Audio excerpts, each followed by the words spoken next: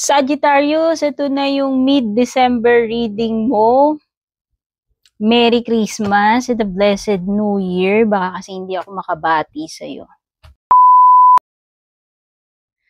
Okay, so ito yung mga messages, mga possibilities for you. Thank you so much for dropping by. Matagal ka dito or bago. Maraming salamat sa patuloy na pagsuporta, pagsubaybay. At syempre, kung ikaw ay bago, don't forget to subscribe or follow. Pa tayo dito ng 8 cards.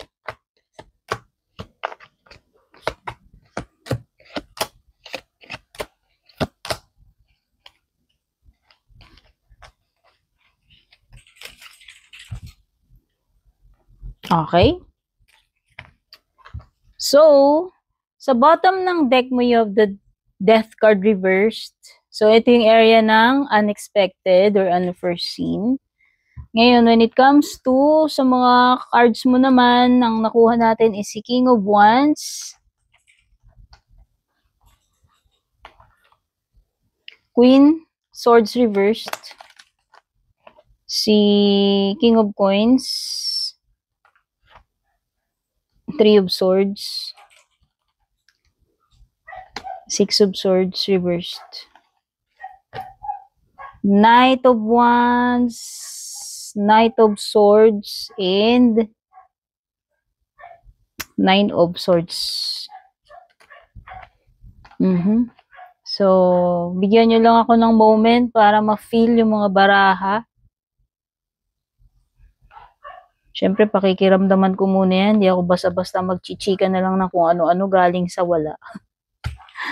Oo, iba kasi nagagalit pag matagal ako. Siyempre, nagpapakiramdam ka pa ng baraha. Ano ba naman ako? May superpowers. Wala ko superpowers.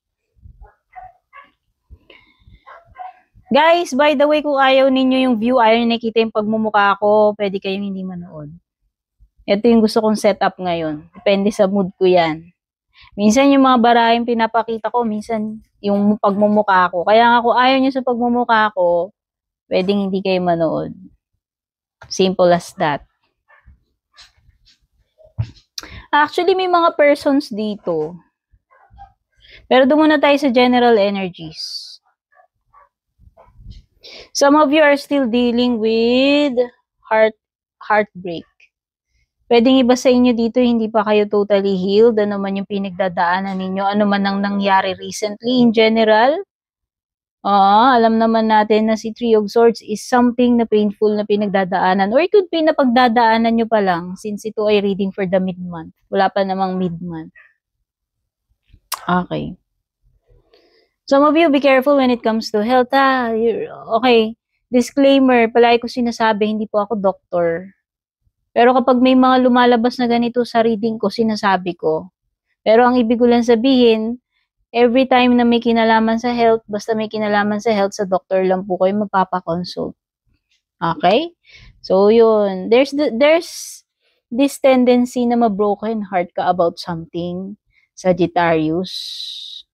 Or it could be na meron kang difficult process na pagdadaanan, painful or sad. Kung ano man itong magiging dahilan, bakit ikaw ay mabobroken heart. Pwede rin itong betrayal or third party situation So baka may mag-betray sa'yo. Baka lang naman. Wow, by the way, nakikita ko na magiging successful. Ano naman yung gagawin mo? Kung meron kang specific na goal, gagawin, sa tingin ko, ma-execute mo ng, hindi man natin sabihing flawless or perfect, pero magagawa mo siya ng tama. Oo. Feel ko lang kayang-kaya mo to, kaya kung ano man itong bagay na to, mukhang carry bells mong gawin yan. Yan na nakikita ko. As long as ikaw ay, sa tingin ko nga, confident kasi King of Wands. King of Wands. Sa tingin ko, kayang-kaya mo to. Alam mo yung gagawin mo. Kaya nga magiging very confident ka dito eh. Kung meron ka mang bagay na gagawin, kailangan mo maging bold, maging assertive. Mm-mm.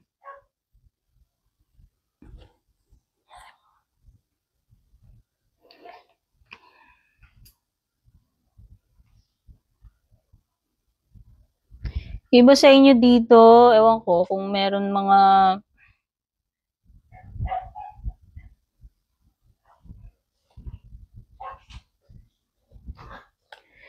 baliktad kasi yung Queen of Swords mo. This is an indication na pwedeng hindi ka makapag-isip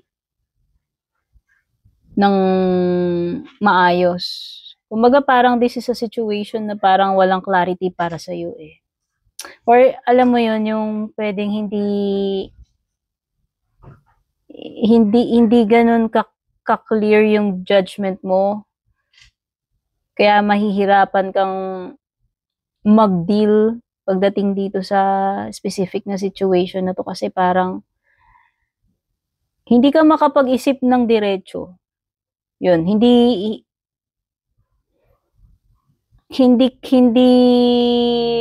hindi reliable yung magiging decision mo if ever or yung judgment mo with the Queen of Swords reversed.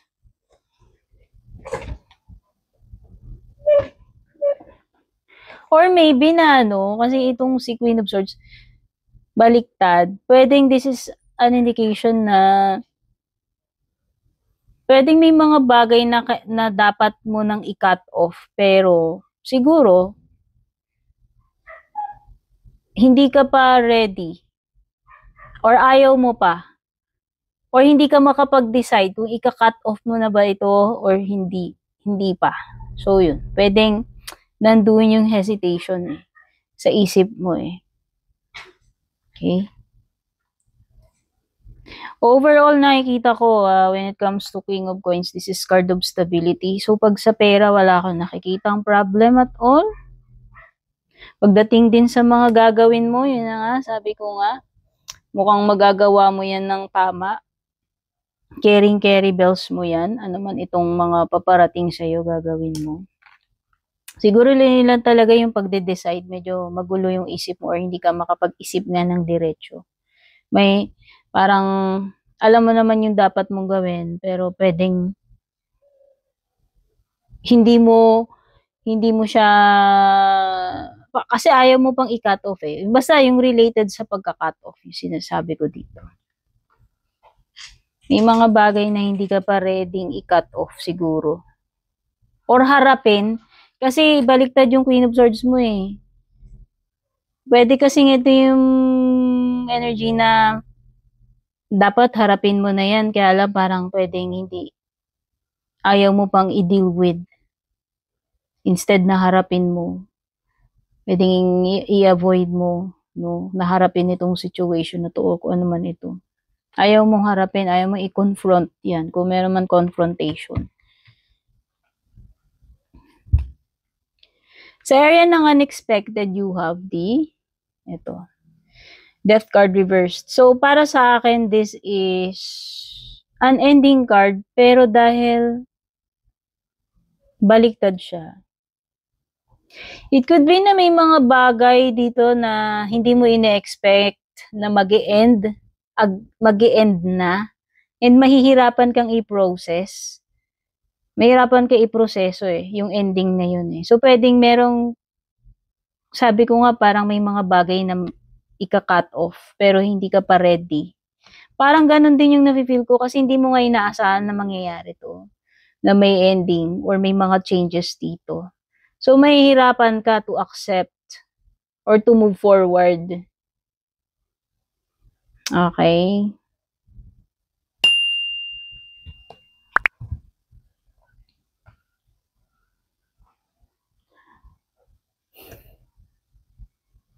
So, expect mo na parang may mga changes dito pero baka hindi ka pa ready para dito sa mga pagbabago na to. It could be na yun yung reason. Kaya nahihirapan kang i-process yan. Ultimo dun sa process pa lang ng acceptance, pwedeng dun pa lang hindi ka pa ready to accept, to face this. Kasi nga biglaan, hindi mo inaasahan. Okay?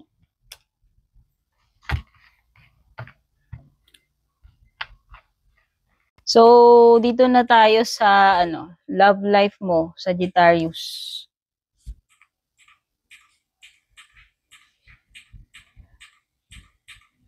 Oh, specific to. Kung yung iba sa inyo gusto na ninyong makahanap ng better relationship, better person, pwedeng hindi pa rin. Or kung gusto ninyo ng matapos kung whatever itong hindi magandang nararanasan nyo sa love life nyo ngayon, pwedeng hindi pa rin. Okay? Pwedeng iba dito, this is also a sign na hindi ka, alam mo yun, gusto mo nang mag-live dito sa connection na to, pero hindi pa rin.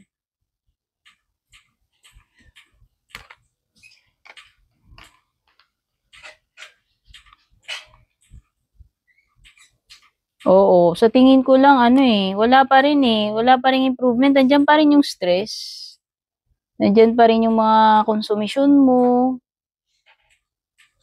Kasi ito yung Nine of Swords, pwedeng ito yung mga fears, insecurity, stress, yung mga pinoproblema mo, mga iniisip mo. Hindi pa rin matatapos yan, sad to say. Oo, tsaka nakikita ko matabang. Kaya, kumbaga, nasa relationship ka is parang antabang-tabang. Kulang sa asukal. Kulang sa asukal, Sagittarius, yun. Diba parang nakakaano yung gano'n na ang awkward na nag-i-stay pa rin kayo, pero ang tabang-tabang na, or gusto mo na nga umalis, pero hindi pa rin matapos-tapos, or hindi ka pa rin makaalis-alis.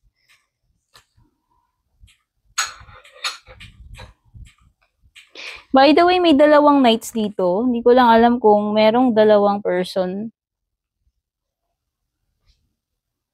dito sa sa love life mo.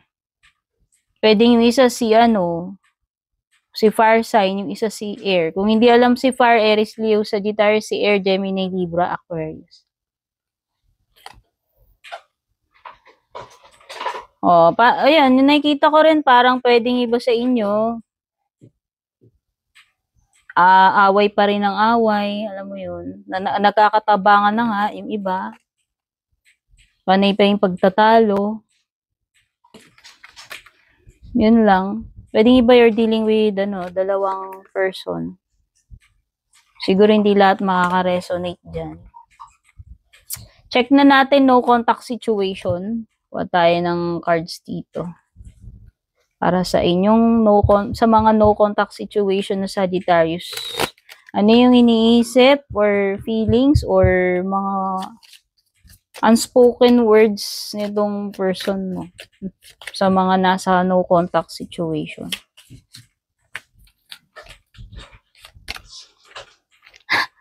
No contact situation, I am afraid to contact you.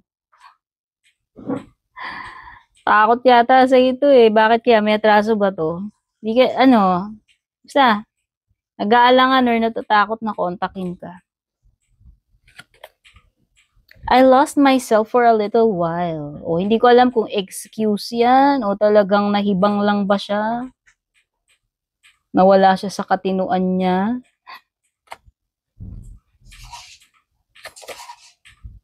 I hide behind material things.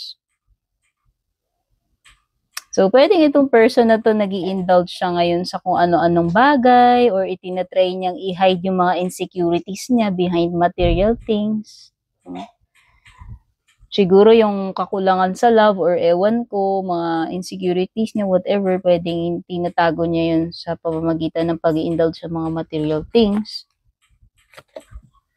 I bury myself in work to forget you. So, yun naman pala, hindi ka rin maalis sa isip niya. Tinatry niyang pagtakpan sa ibang bagay, like pagiging busy, no? Pero naiisip ka pa rin. So, kuha tayo ng mga fortune cards para sa iba pang paparating sa'yo.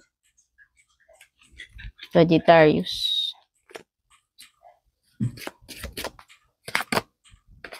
Ito yung matigas ulo, aggressive person. O, pwedeng, since reading mo to, pwedeng ikaw yung pinapatungkulan yan or kung meron kang person na makakaharap na ganyan yung attitude. Katigasan ng ulo, masyadong aggressive, walang magandang may dudulot yan. Kung sa'yo man yan or doon sa person. O baka dito, person to, hindi ko nalalagay ng gender. Baka ito yung matigas ulo. Itong person na to. May specific person dito eh. Lumitaw. Oh, yung iba magkakaroon kayo ng problem sa family or sa mga kaibigan. Mga misunderstandings. Issues siguro, whatever. Pero iba sa inyo, magiging happy kayo. Hindi ko alam, meron something na magbibigay ng happiness sa inyo itong mid-December. And may mga sunod-sunod na event. Siyempre, 'di ba, pag December palagi namang may sunod-sunod. Pero kung big deal, kung seryoso 'to, ibig sabihin may mga major na pangyayari na sunod-sunod. And itong mga major na pangyayari na 'to, pwede itong makaapekto sa overall na pamumuhay mo or sa future mo. Could be related doon. Okay, so yan yung reading mo. Thank you so much for dropping by. Merry Christmas, Blessed New Year, babush. And kung balak nyo pong mag-book or mag-inquire ng personal readings ko, basahin nyo lamang po itong nakasulat sa screen or yung nakalagay sa description.